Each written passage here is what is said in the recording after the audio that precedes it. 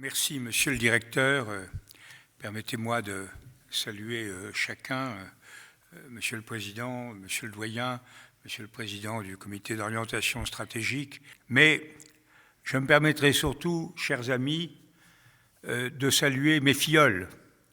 Puisque je suis votre parrain, c'est que vous êtes mes filleuls. Sinon, ça ne marche pas. Et je voudrais vous dire à quel point je suis heureux, honoré, fier d'être votre parrain, parce que je crois, et que vous le montrez par votre présence ici, vous incarnez en ce moment particulier 3 choses importantes. D'abord, ça a été dit par votre directeur, vous incarnez une sociabilité retrouvée. Après des mois de solitude où chacun creusait sa galerie de mine tout seul du fait de la pandémie, vous retrouvez vos liens les uns avec les autres, vous reformez une société. Alors je crois qu'on ne peut pas espérer construire une nation, qu'on ne peut pas espérer construire une Union européenne sans réaffirmer cette sociabilité. Deuxièmement, vous avez fait le choix de l'Europe.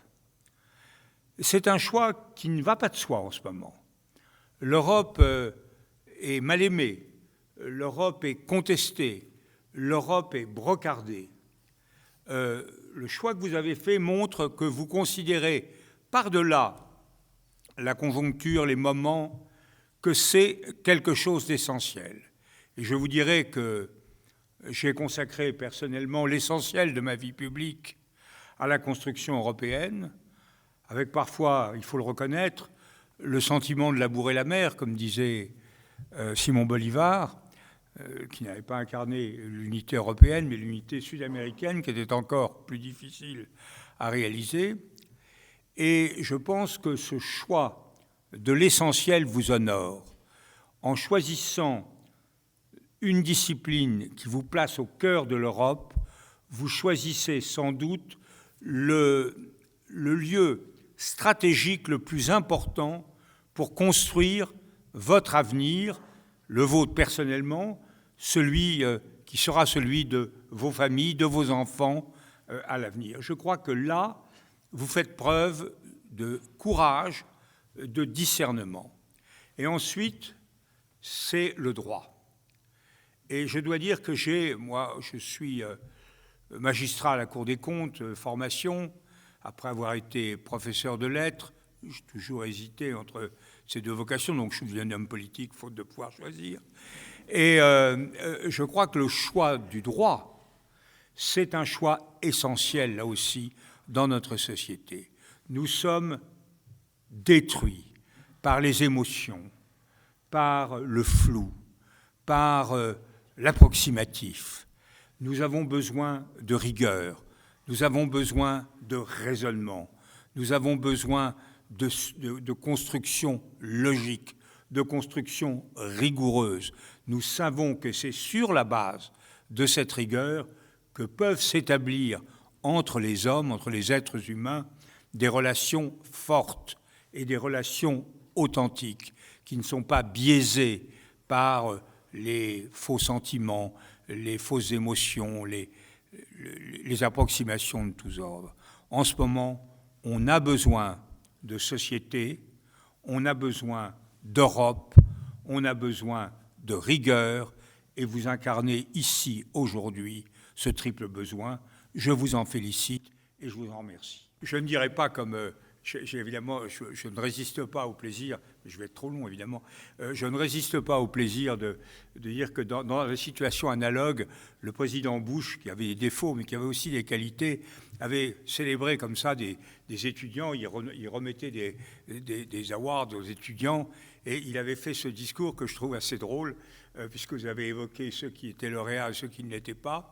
Il avait dit à ceux qui ont réussi, qui ont réussi à être lauréats, j'adresse toutes mes félicitations, il est évident que l'avenir leur appartient.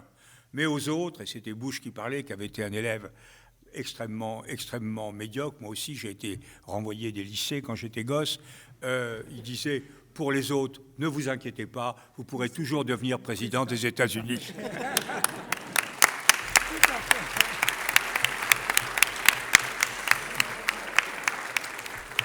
Alors, je suis venu vous parler d'Europe. Je crois que c'est j'ai marqué l'incertitude, le drame que nous vivions. Mes 25 minutes, ça commence maintenant. Je crois qu'il faut plonger dans le passé, plonger dans l'histoire de l'Union européenne pour comprendre exactement le moment que nous vivons. Nous sommes confrontés à des défis. Je vais, en seconde partie de mon propos, essayer de les énumérer. Je ne pourrais pas traiter, mais je reviens, paraît-il. Je fais une conférence cette fois-ci en distanciel, mais je vous promets qu'il y aura donc une suite. Enfin, je vous promets, hélas pour vous, qu'il y aura donc une suite. Mais je crois que les défis que nous avons à relever aujourd'hui, on ne peut les comprendre que si on mesure ce qu'est exactement l'Union européenne, et notamment cette difficulté essentielle qu'est la construction européenne et qui tient à son ambivalence profonde. L'Union européenne, c'est deux choses, et deux choses différentes, avec des logiques distinctes, et deux choses également légitimes, également dignes d'intérêt. C'est, pour parler comme Pierre Asner, grand politologue disparu, la puissance et la paix, ou plutôt la paix et la puissance. La majeure, c'est la paix. On a construit l'Europe à partir de 1950 pour bâtir la paix. Qu'est-ce que c'était que la paix? Ça consistait en fait à réduire la conflictualité, à réduire les tensions entre des entités différentes et des entités qui se ressentaient comme profondément différentes, profondément même hostiles, comme étaient au lendemain de la Seconde Guerre mondiale, par exemple, la France et l'Allemagne. Il s'agissait donc de réduire une altérité. Et ça reposait sur un principe précis, qui était non pas de réconcilier ce qu'il y avait de français chez les Français et d'Allemands chez les Allemands. Je prends ces deux pays parce qu'ils étaient emblématiques de l'antagonisme, mais ça s'applique à tous les peuples engagés dans la Seconde Guerre mondiale, mais de se réconcilier au nom de ce que nous étions tous, c'est-à-dire des êtres humains. Donc l'idée fondamentale, c'était de s'arracher aux sociétés nationales, de s'arracher aux pesanteurs historiques, géographiques, politiques, à ce que Tocqueville appelle les passions démocratiques, pour construire une société fondée sur ce que nous avons en commun, c'est-à-dire le respect de l'homme, le respect du droit, le respect de la conscience de chacun, quelque chose qui va bien au-delà des êtres humains. Jean Monnet était d'abord un homme de la Société des Nations, cette préfiguration de l'ONU, et c'était un homme qui se considérait comme un citoyen du genre humain. Et derrière la réconciliation des peuples, il voyait la réconciliation des hommes. Alors ça avait des conséquences assez précises. D'abord, la première ambition, c'était pas de dégager une volonté commune, c'était de réduire les tensions dans les relations entre les peuples, entre les États, de faire que ce qui avait été réglé, ou pas réglé d'ailleurs, par la guerre, devait l'être par le droit, par le dialogue, par l'organisation de procédures civiles. C'était une civilisation au sens plein du terme des conflits. Deuxièmement, c'était donc une mise à distance de la politique. On a reproché à juste titre aux premières institutions européennes d'être technocratiques. Que disait Jean Monnet? Il disait qu'il faut mettre à part les passions qui divisent et rassembler les hommes sur la raison qui réunit. Donc, par exemple, les commissaires, ils doivent être non pas les représentants de leur pays, mais des êtres indépendants choisis pour leurs compétences et leur indépendance. Leur compétence, donc leur capacité à la raison, et leur indépendance, leur capacité à faire abstraction des intérêts de chacun. D'autre part, le champ, l'Union européenne n'avait pas de frontières, puisqu'elle réunissait des êtres humains Elle avait vocation, d'une part, à s'intéresser à l'établissement de la paix à l'intérieur de ses frontières. Il fallait refaire la paix au sein de cette Europe qui s'était déchirée, et il fallait d'autre part étendre le bienfait, le bénéfice de cette méthode, de ces procédures, de cette civilisation du traitement de l'altérité. Il fallait l'étendre progressivement à tous ceux qui ambitionnaient d'y accéder. Donc l'idée d'une frontière de l'Union européenne n'existait pas. On s'élargissait, et chaque élargissement était une victoire. Mon ami Daniel Cohn-Bendit disait « il y a eu le miracle du Rhin, on a réconcilié les Français et les Allemands. Il y a eu le miracle de la Vistule, on a réconcilié les Allemands et les Polonais. Et il doit y avoir, disait-il, le miracle du Bosphore, où on réconcilierait les Turcs avec les autres Européens. » C'était un projet d'élargissement indéfini sur des valeurs humanistes.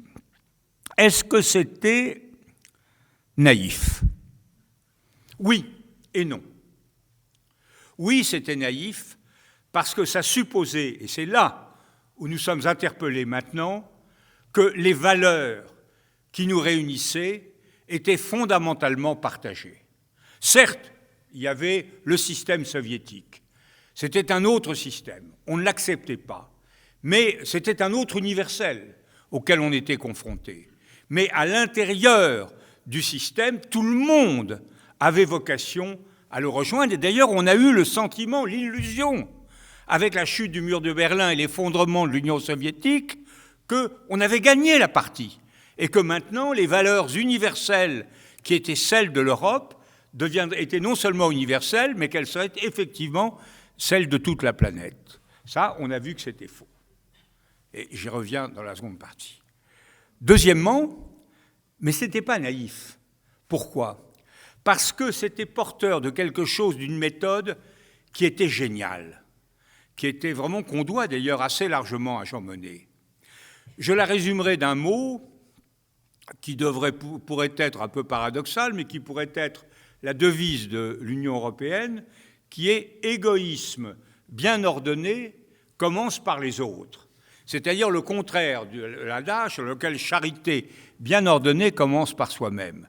C'est l'idée que si vous voulez construire du durable, du satisfaisant, du pérenne avec vos voisins, vous devez d'abord prendre en considération leurs intérêts légitimes. Si vous ignorez ces intérêts légitimes, comme l'avait fait la France au lendemain de la Première Guerre mondiale et comme elle était tentée de le faire au lendemain de la Seconde Guerre mondiale, si vous ne prenez pas en compte les intérêts légitimes de vos adversaires, ces intérêts légitimes se vengent, prennent des chemins tortueux, trouvent des porte-paroles absolument inquiétants, comme Adolf Hitler, par exemple, dans l'Allemagne des années 30, et vous vous retrouvez avec une situation qui est exactement celle que vous proscrivez.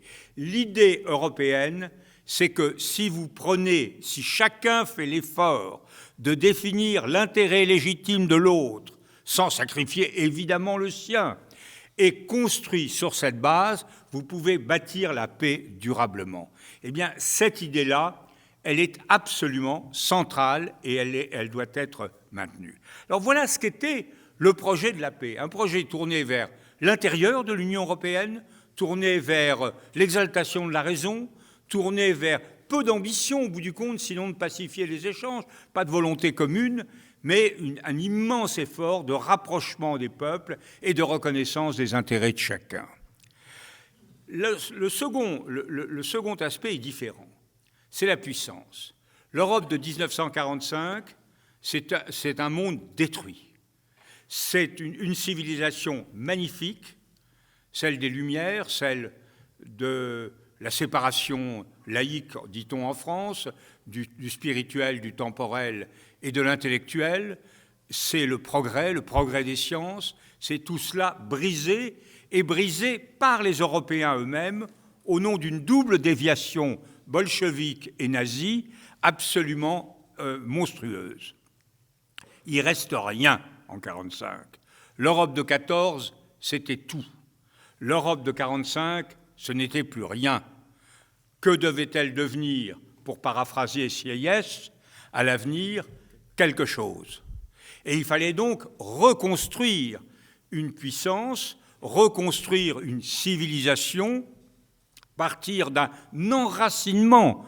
Quand Adenauer, le chancelier allemand, ou Robert Schuman, le président du Conseil français, parlent ensemble, ils ne parlent pas, à la différence de Monnet, au nom du genre humain.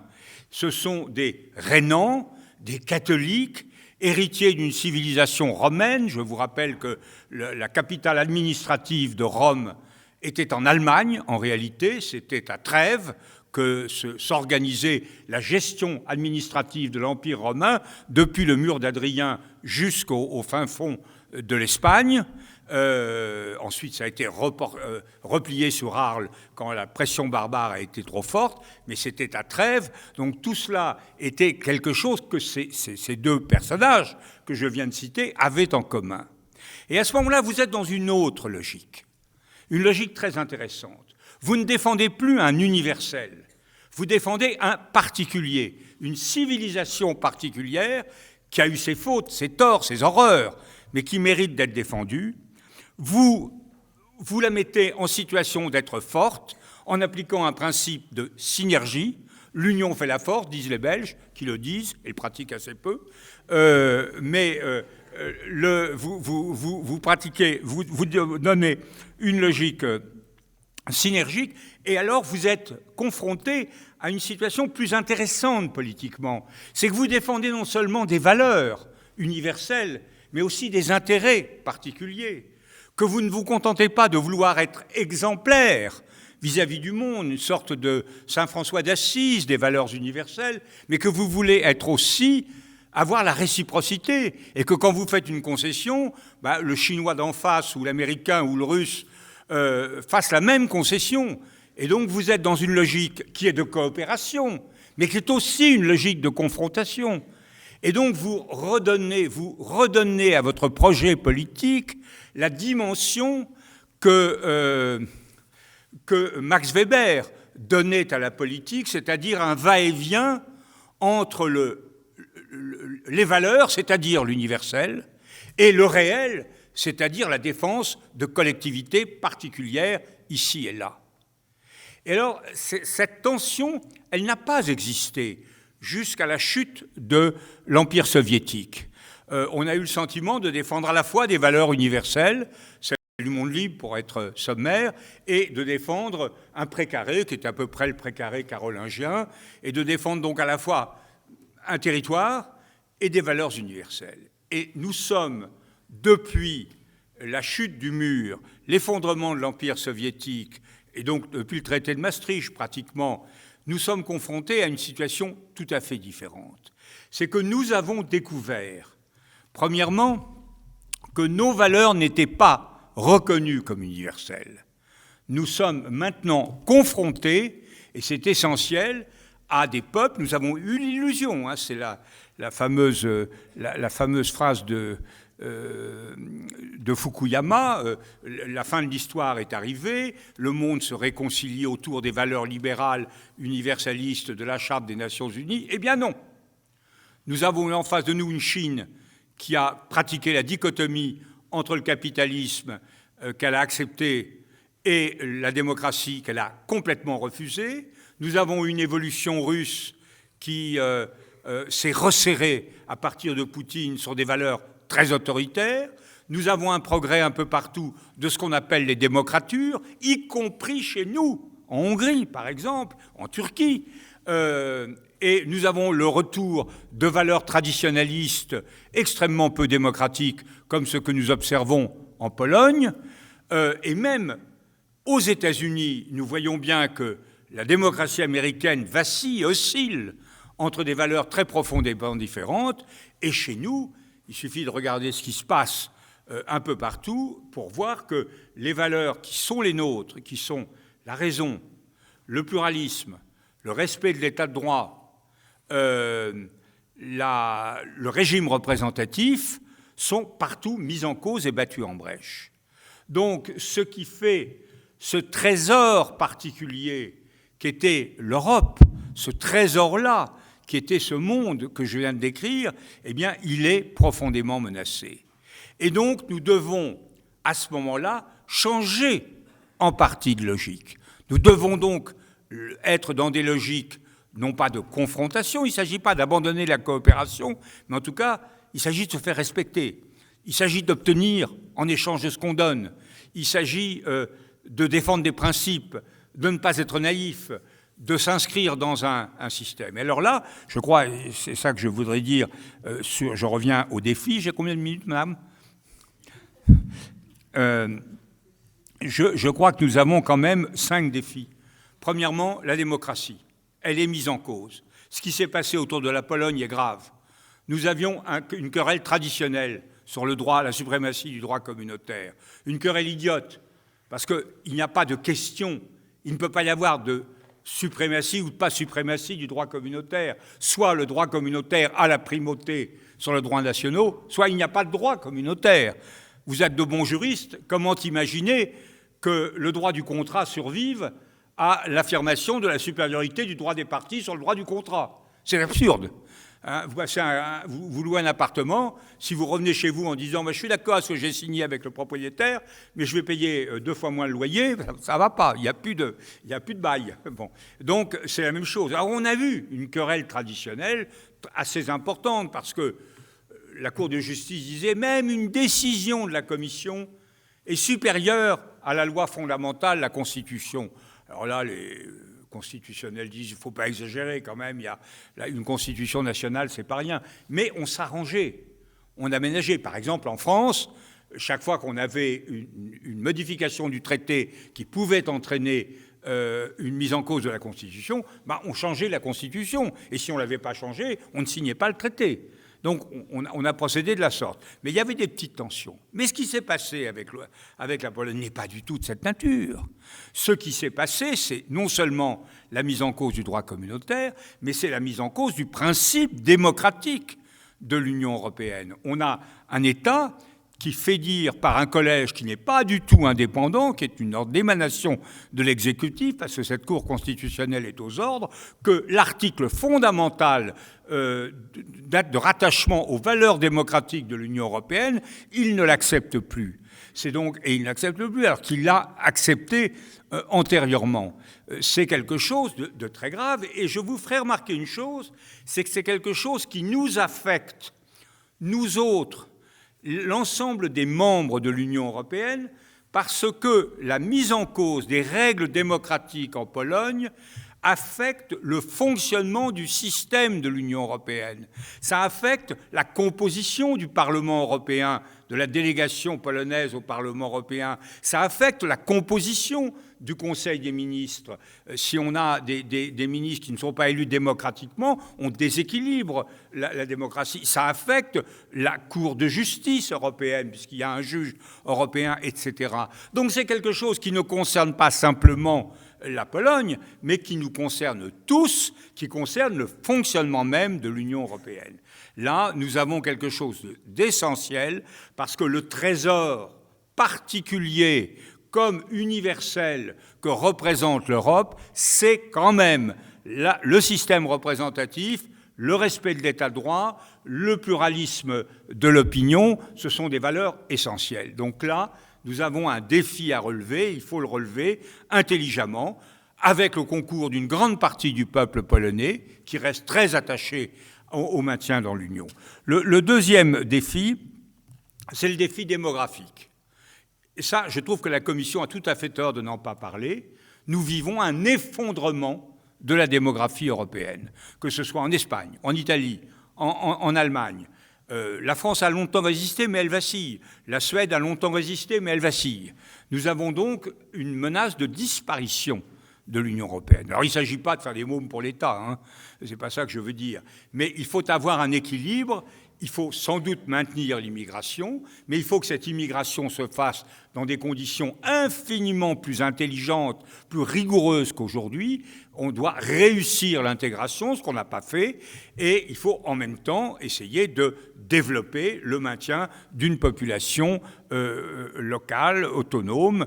Je crois que les Européens ont tort de ne pas se préoccuper de cela. Ce qui est essentiel, c'est le maintien d'une bonne pyramide des âges dans lequel les jeunes soient suffisamment nombreux par rapport aux autres et où il y ait un équilibre entre les apports extérieurs et les apports intérieurs. C'est un enjeu qu'on sous-estime, on l'aborde uniquement sous le biais de l'immigration. Il faudrait aussi l'aborder sous l'angle de la politique familiale. Troisièmement, le défi géopolitique. Le défi géopolitique, il est majeur. Il s'est exprimé de façon absolument éclatante avec le retrait des Américains d'Afghanistan et avec l'affaire dite de l'AUKUS, l'affaire des sous-marins australiens. Ce qu'on a vu, ce sont les conséquences d'une gestion précipitée, unilatérale, extrêmement brutale par les Américains un revirement qui présente des caractéristiques donc de brutalité tout à fait inattendues par rapport à leurs alliés.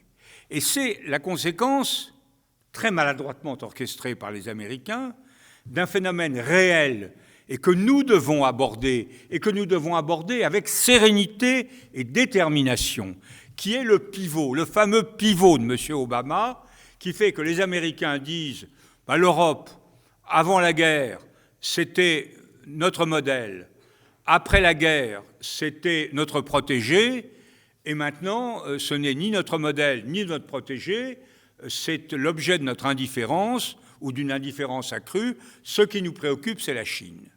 Or, si nous sommes... on comprend cette situation, mais je suis obligé d'être rapide, mais disons que ce pivot américain crée ce que j'appelle une verticale du vide.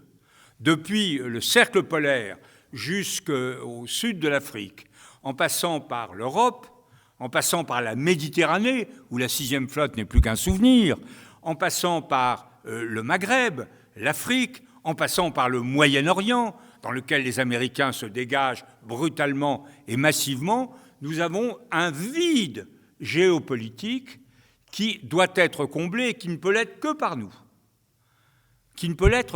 nous. Et il faut évidemment le faire en concertation avec les Américains et certainement pas dans les conditions brutales qui sont les nôtres. Et alors là, ça nous pose un problème. Parce que le pacifisme rationnel, qui est l'expression qu'emploient souvent les Allemands, le pacifisme rationnel de l'Europe, de la paix, tel que je l'ai décrite au début, nous empêche ce travail de mobilisation. Nous n'avons pas envie de construire l'Europe sur autre chose que sur des valeurs de paix, de réconciliation, d'entente entre les peuples. Mais on ne fera pas on n'assumera pas ces responsabilités si nous restons des bisounours. Nous devons être certainement pas des chiens, mais certainement plus que des chats d'appartement. Nous devons être capables de maintenir nos valeurs, de les défendre, mais d'assumer notre part de responsabilité dans l'équilibre géopolitique du monde. Nous n'avons aucune raison ni de faire confiance aux Américains, car, comme on le disait tout à l'heure dans le repas, il est tout à fait possible que les Américains refassent des embardées dans tous les sens, réélisent M. Trump et remettent en cause tout un ensemble de choses. Donc nous ne pouvons pas vraiment leur faire confiance, même si nous devons conserver au maximum les liens avec eux. Et nous ne pouvons pas non plus leur demander de faire le travail à notre place de maintenir la paix. Donc on a un équilibre géopolitique très, très, très important. Enfin, et je terminerai, le défi... Enfin, non, il y a deux autres défis. Le défi économique, je n'en parlerai pas, c'est lié à la pandémie, mais je trouve qu'au bout du compte, les chaînes de valeur ont relativement bien résisté, que nous avons certainement des adaptations à faire, mais qu'elles ont relativement bien résisté. Et je parlerai du dernier défi, je terminerai par ça, le défi écologique, pour dire que là, il faut faire très très attention. Il faut faire très très attention et aborder ce problème du défi écologique de façon beaucoup moins sommaire qu'on ne le fait le plus souvent. Le défi écologique, premièrement, c'est quelque chose qui est une destruction massive de valeurs. Quoi que vous fassiez, les mesures que vous prendrez aboutiront, en termes économiques, à une destruction massive de valeurs. Vos voitures anciennes ne vaudront plus rien, vos logements mal chauffés, mal isolés, ne vaudront plus rien, etc. Donc ça veut dire que c'est, pour chacun d'entre nous, une menace de perte de niveau de vie très importante. Et ça, croyez-moi, ça ne se fera pas comme ça. Les populations risquent de réagir dans les deux sens. Donc vous avez là un danger de durcissement des relations économiques et sociales qui rendra l'affaire très difficile. La deuxième chose, c'est qu'il y a une hésitation stratégique fondamentale sur les moyens à apporter. Est-ce que nous devons procéder, comme Madame Rousseau, sur le mode de la décroissance? Est-ce que nous devons procéder sur le mode du dépassement technologique? Est-ce que nous devons refuser le nucléaire, les OGM, etc. ou pas? Il est évident que la première option est une notion qui sera invivable sociologiquement.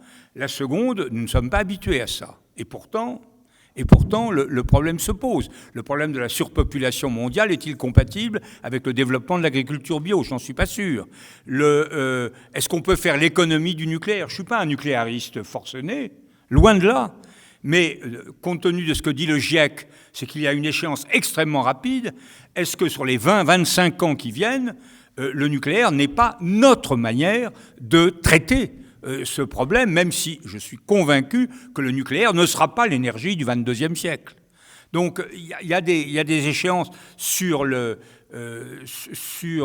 OGM, c'est très intéressant. Ce qui s'est passé au Bangladesh, par exemple, où on a combattu, y compris M. Jadot, on a combattu des OGM, et en fait, du riz, le fameux riz doré, en réalité, ça a conduit des centaines de milliers de jeunes gens du Bangladesh à devenir aveugles, parce qu'il manquait d'une enzyme absolument essentielle. Donc là, il y a une absence totale de modèle. Troisièmement, il y a une inégalité géopolitique massive, que ce soit sur les ressources pour faire face et sur les conséquences. Et chez nous, c'est grave, parce que l'une des zones les plus affectées, ce sera la Méditerranée, avec des conflits massifs entre le nord et le sud de la Méditerranée. Or, il y a des gens qui sortiront. Donc, quand vous avez inégalité, vous avez absence de solidarité entre les peuples. Et enfin, dernier phénomène, la responsabilité très marginale de l'Europe et de la France. C'est-à-dire qu'on compte assez peu dans l'amélioration de l'équilibre global. C'est plutôt les États-Unis, la Chine, l'Inde, etc. qui comptent. Quand vous mettez tout ça ensemble, eh bien, vous avez des raisons d'être extrêmement inquiets sur la façon dont l'humanité va traiter ces affaires-là. Donc je crois que là, il y a un défi sur lequel nous sommes au commencement de la prise de conscience et qu'il faut le régler. Alors voilà ce que je dirais en conclusion en une phrase. Je dirais, quand vous voyez tout cela, quand aura-t-il tout vu, dit Petit Jean dans les plaideurs, quand vous voyez tout cela, quand vous voyez l'ensemble de ces défis, quand vous voyez la mutation que doit réaliser l'Union européenne pour rester fidèle à ses valeurs, tout en assumant sa part de responsabilité dans un monde dur, vous avez, je crois, des raisons assez fortes de penser que vous n'y parviendrez pas si vous ne renforcez pas le dispositif institutionnel, fiscal et budgétaire commun. Je ne vois pas comment, au XXIe siècle, nous pouvons relever les défis que j'ai dit sans que l'Europe soit véritablement unie. Désunie, elle périra. Unie seule, elle peut exister, et je ne vois pas comment elle peut s'unir si elle ne développe pas une cité, un ordre institutionnel respectueux de la souveraineté des États, mais reposant sur des délégations massives de compétences à l'Union européenne et sur des systèmes qui soient véritablement... Le système démocratique, le système législatif est à peu près démocratique, mais ce qui ne l'est pas du tout, c'est le système fiscalo-budgétaire. Je crois donc que personne ne dit aujourd'hui qu'il y a un enjeu massif sur le plan institutionnel et budgétaire. Personne ne le dit, sauf moi, aujourd'hui, et j'espère, sauf vous, demain. Je vous remercie.